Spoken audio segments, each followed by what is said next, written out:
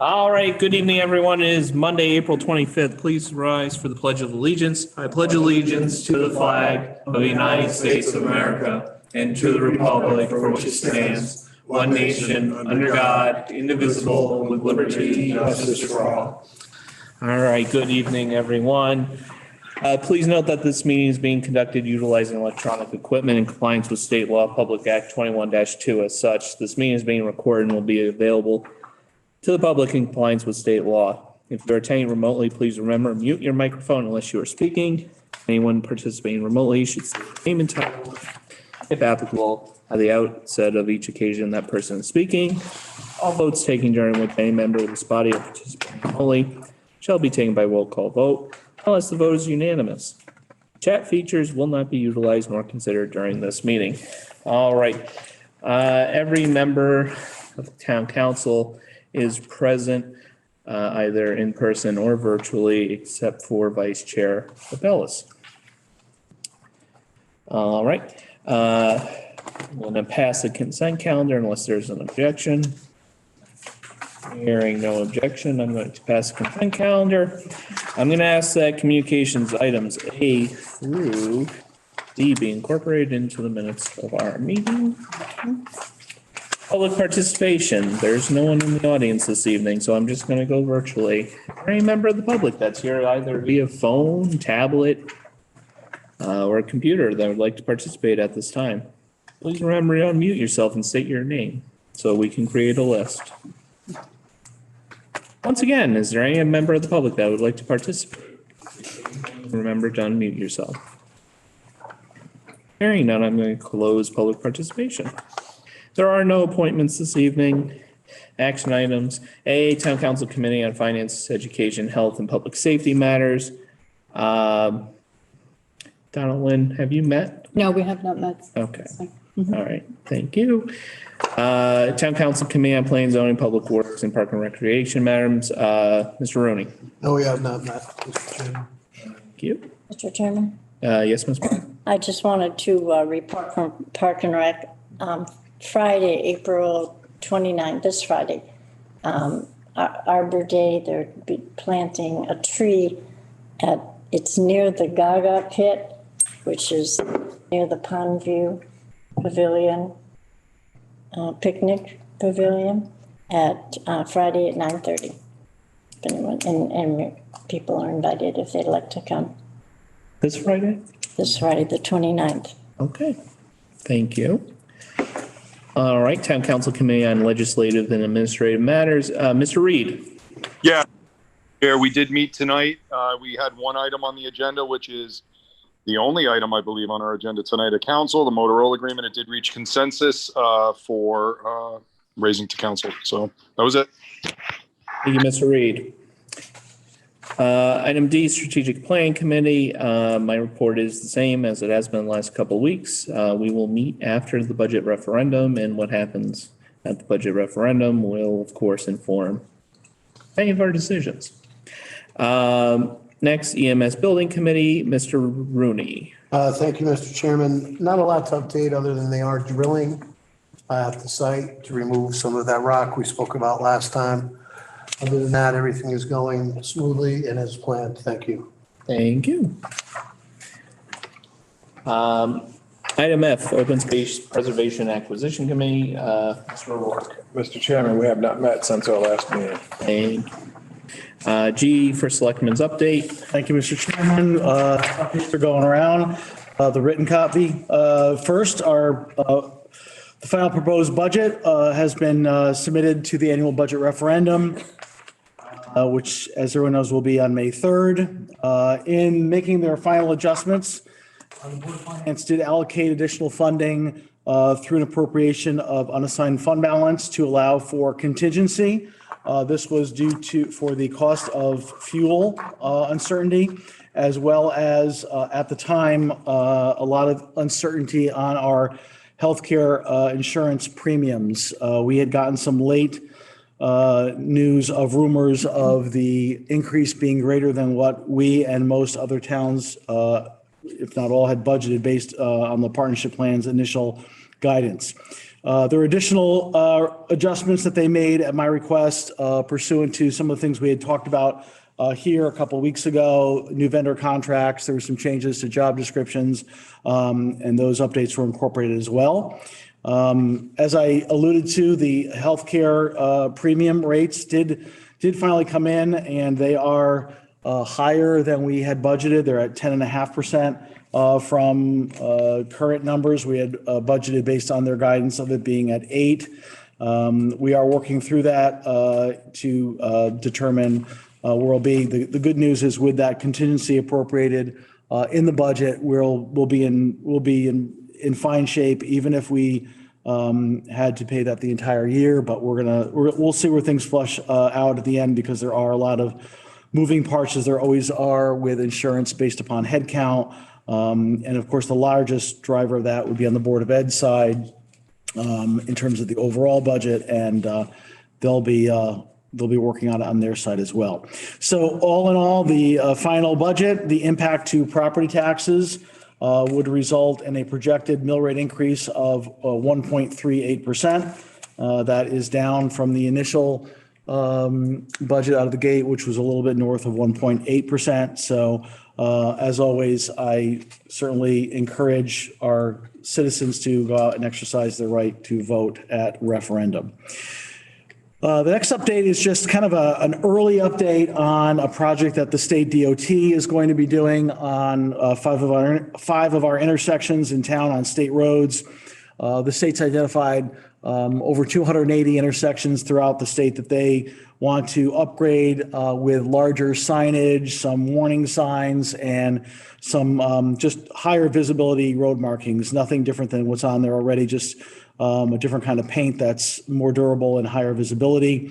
This is very much at the initial stages. They would have to go through a whole design effort, and they're talking about a project that would be done in 2023, but there are 5 intersections that I've listed there for you that would be included in that project here in Monroe. The next 3 are actually some dates to give you, updates and dates. The first one is on Friday, this Friday at 11 a.m. We will be having a grand opening for a study pod at the library. The town had applied for and was awarded a grant through the American Rescue Plan and the Connecticut Public Libraries. It goes to the Institute of Museum and Library Services. It was over $17,000 grant, which we utilized to purchase 7 laptops and 2 water bottle filling stations at the library, and this new Nook study pod. It's a partially enclosed mobile 2-person booth that could be moved around the library as needed, and pretty flexible. And again, we will have a brief little grand opening and check it out Friday at 11 a.m. As Councilmember Martin mentioned a short time ago, Arbor Day tree planting will be Friday at 9:30 a.m. near the Pondview picnic area. I'm very proud that Monroe continues to be recognized as a Tree City USA community by the Arbor Day Foundation. There's different aspects that goes into that, and our kind of annual commitment of having this ceremony and planting trees is part of that, and certainly hope people will be able to come out.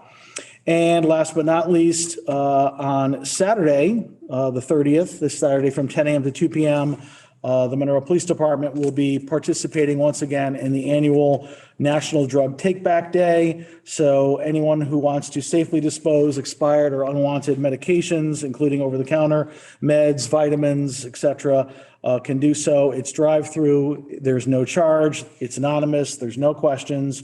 We just ask that you really securely seal any liquid medications, and we do not accept any sharps such as needles and things like that. That's all I got.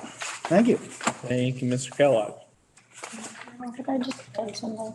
Sure. The tree that's being planted. Yes. Arbor Day was donated by a gentleman who's on Park and Rec. I can't recall his name. Yes, Tim O'Donnell. Well, his company. Yes. Okay, Yes.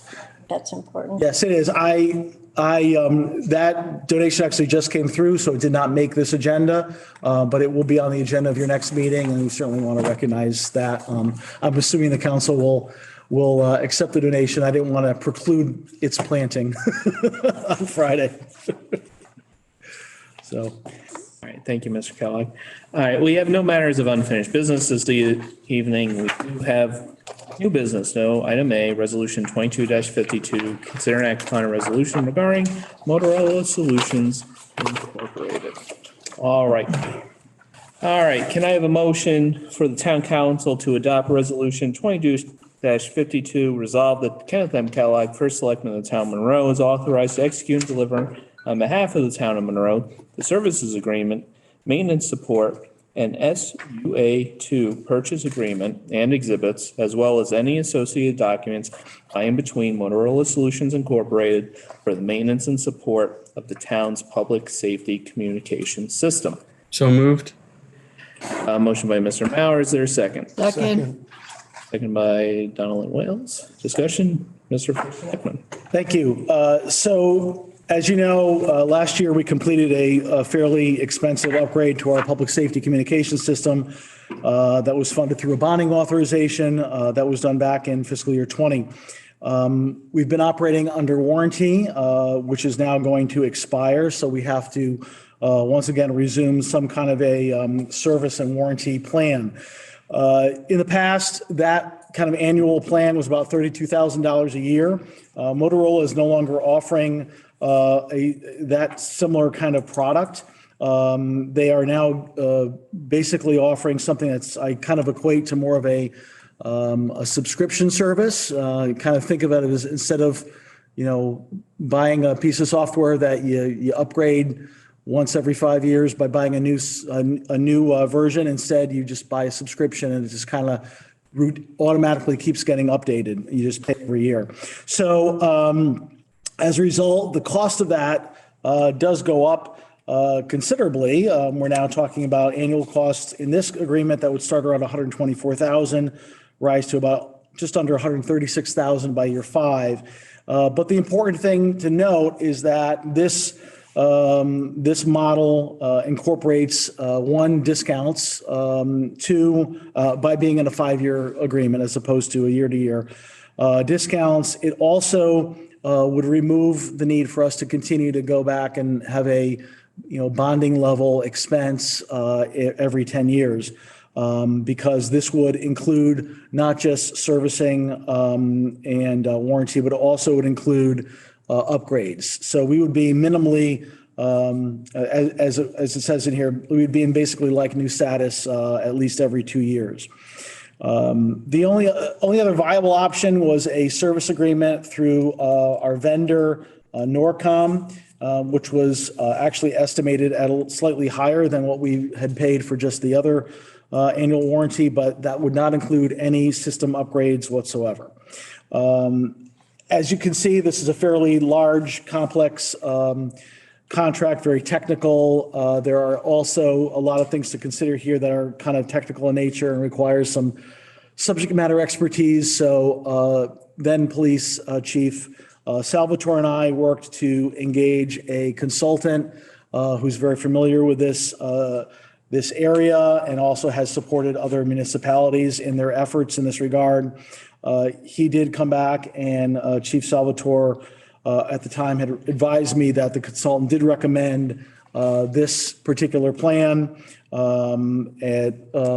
primarily because of the being able to have a continually new system and having a controlled and predictable cost structure versus what we would have otherwise. So when we prepared the budget for fiscal year 23, at the time I had taken out from operating expense the increase that was initially put in for this system. It was a considerable increase and would have come from tax dollars.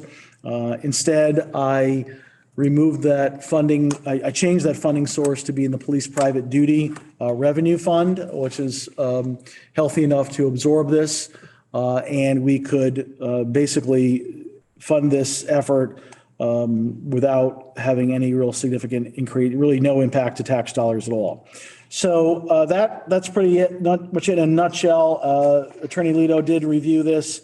He gave you his attached letter here as well.